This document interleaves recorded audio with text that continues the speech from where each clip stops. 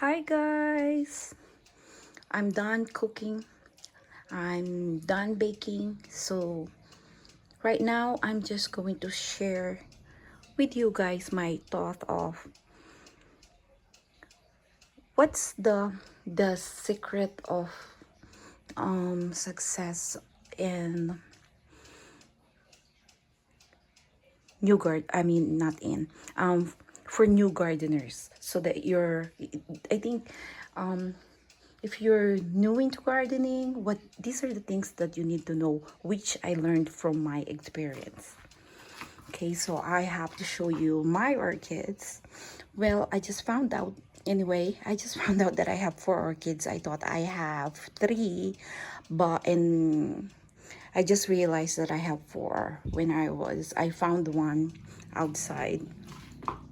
And then as you can see, three of them have flower buds. That one, and then that one over there, if you can see there, that's a new stem with flower bud. And then this one.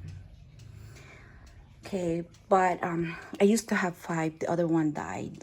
So anyways, so yeah, let's talk about how are you going to not lose a lot of money if you're a new gardener.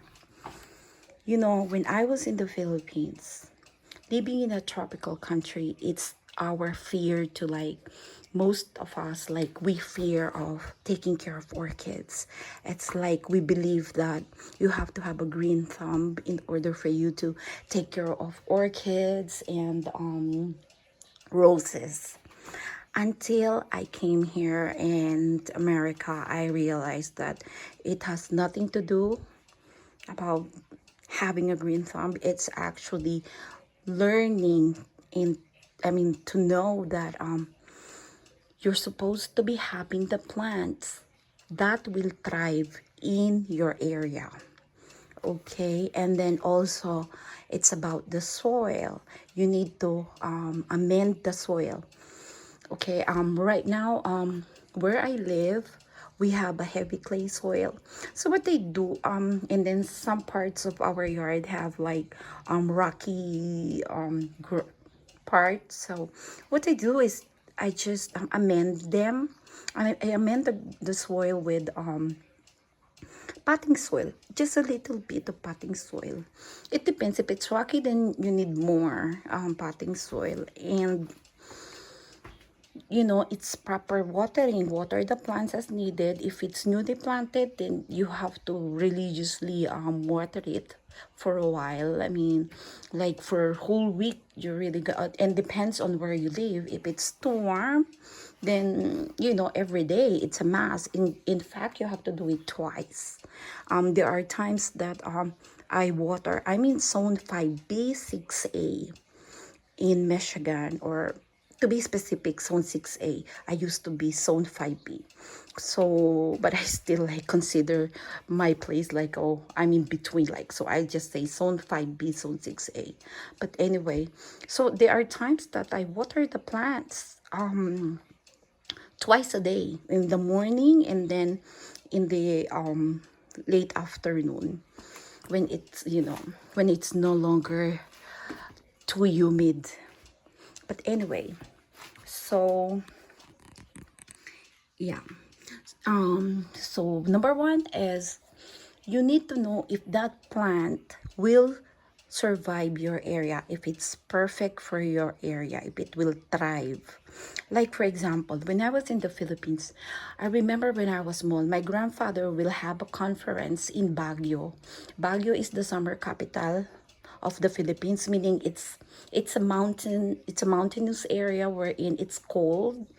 So my grandfather will bring plants from Baguio, and then after a while they will die. They're so beautiful, and but like none survived. I remember that every time he will go to Baguio, he will bring plants, and then they will die eventually.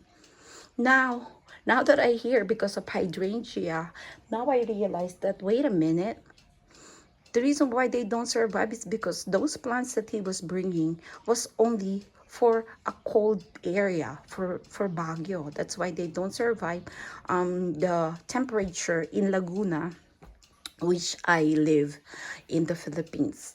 But anyway, so here, like for example, let's talk about hydrangea because I know more. Among all plants, I know a lot about hydrangeas. So for example, hydrangea for zone 5,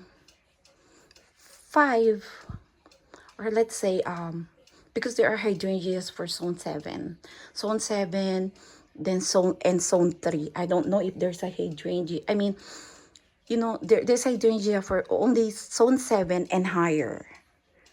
Okay, and then there's hydrangea for zone 3 and higher. So since I'm in zone 6A, the hydrangea for me that will thrive is from is for hydrangeas for zone 6 lower. So zones 3 to 6. But as much as possible, based on my experience, I'm not going to buy hydrangea for zone 6 because hydrangea like big leaf hydrangea, mountain hydrangea, oak leaf hydrangea, they're very sensitive to cold. So there's a chance that if our winter is harsh, then we're not gonna have blooms. So I'm not buying. That's why I don't want to buy hydrangea for zone 6. I will buy hydrangea as much as possible for zone 4 or zone 3 to zone 4 is perfect. There is a big chance, a lot of chance that I'm going to have blooms. Well, zone 5 is okay, but there's a need of more care. Zone 6, yeah, like zone 5, but the if I'm gonna have there's a big chance that it's you're not gonna have flowers, you know, if it's a big leaf hydrangea or mountain hydrangea. So anyways, so what I'm saying is that if you're gonna buy a plant, make sure that plant you read there's a label. You read the information when you're buying a plant. If it's the zone, you look for the zone. If you have to know your zone first, like for example, I'm in zone 6, then I'm going to look for a plant that is for my zone 6 and lower. So that's number one. And then amend the soil. Always, I mean, I don't put a lot of things, you have to do this, you have to have like a fertilizer to, what do you call this, to strengthen the roots, whatever. I'm not like that. I just amend my soil with a little bit of potting soil. It depends how bad is the soil that I will amend. But usually I just put a little of potting soil.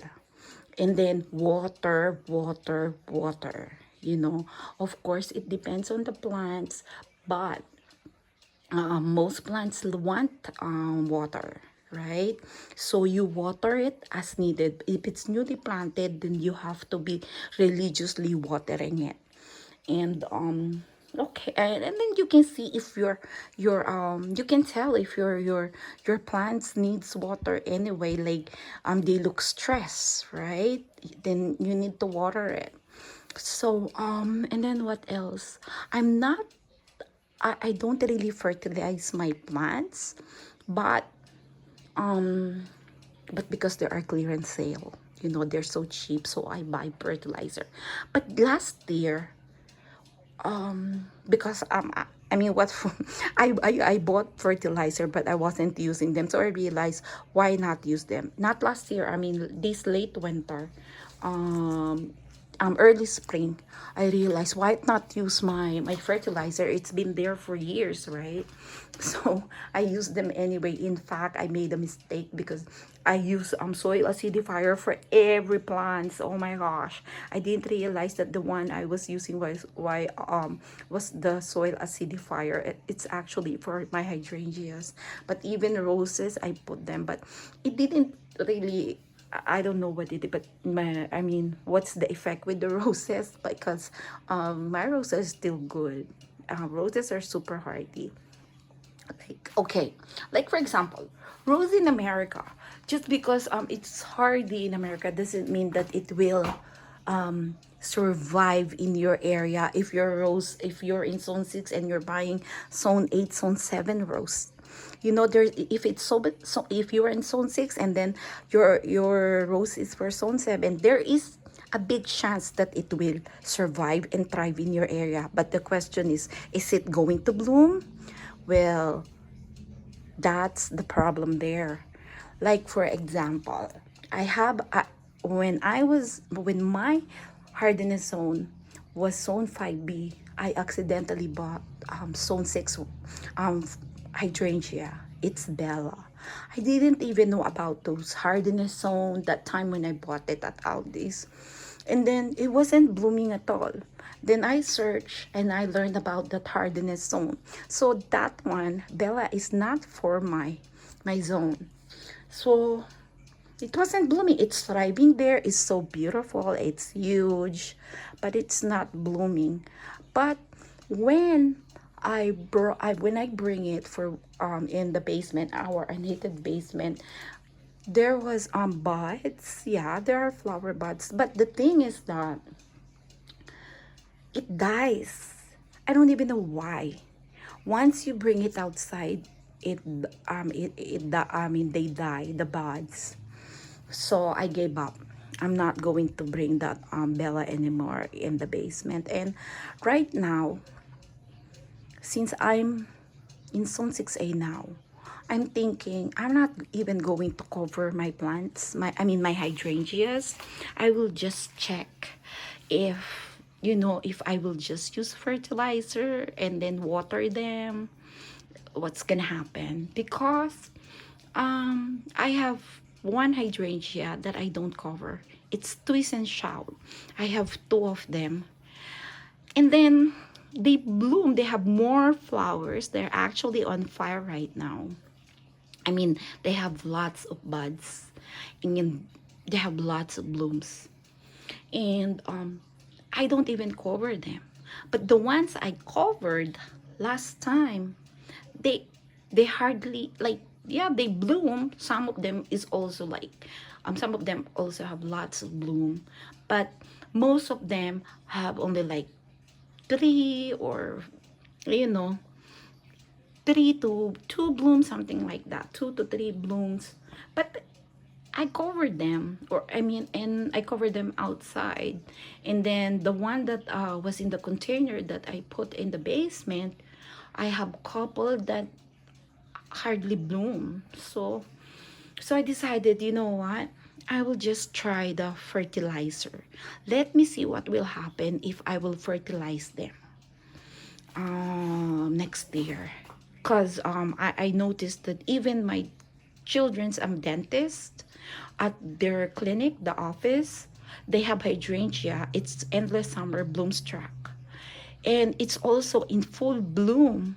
And they were like well, yeah, there's mulch, and it was surrounded by mulch, and it's in full bloom. They don't even cover it.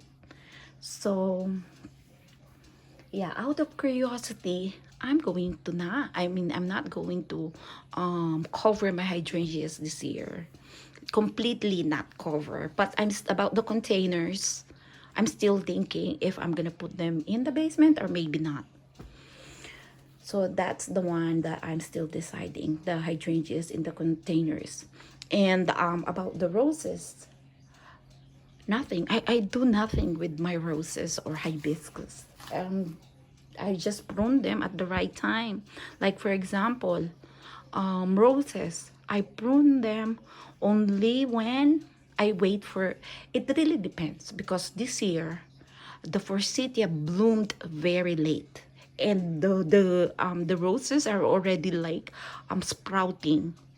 They have new growth, so I couldn't wait for her forsythia anymore to bloom. But that's my sign. If I see the forsythia blooming, I will already cut the roses. About the hibiscus, there, hibiscus in our yard is the last perennial plants that come back. You might think they're dead. Actually, they are not, because they come back like in June or even sometimes July. So you really have to be patient with hardy hibiscus. They come back very late. And as well as the butterfly bush, it's the second perennial hydrangea that comes back late for me. They come back late. But when I prune it, I wait for new growth.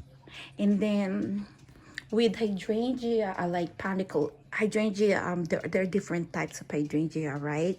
The only ones that you cut are, and you cut are the ones like the variety like smooth hydrangeas. You have to really you have to search Google first if you're planning to cut the plant and you don't know anything about it. You have to Google because it helps a lot, or watch YouTube, because like for example hydrangea, there are three kinds of hydrangea that you can't, I mean, as far as I know, I mean, like is it three or four, like oak leaf, you can't cut it. You can the I mean, at least where I live, if you're in lower zones, I can only speak for lower zones, like zone 6 below, don't cut the big leaf hydrangea or macrophylla, smooth not smooth, sorry, mountain hydrangea, because it's almost the same as big leaf hydrangea, oak leaf hydrangea, climbing hydrangea. You don't prune them. You just I don't know anything about climbing hydrangea, because as far as I know, it blooms from old wood, so you are not going to cut it. But with the, like with the oak leaf, you don't actually. I don't see dead woods with my. If there's a dead woods, then trim it. But with mountain and big leaf or macrophylla, you have to only cut the dead woods, and you have to be patient because you have to wait like June. If you're not an expert, you know, to know which is the dead woods, and you have to really wait like June, late June or early July, so you're not killing the buds. And then what else? Clematis. I'm not an expert with clematis, but clematis has different types too. So you have to be very careful. I mean, me, I don't, because I learned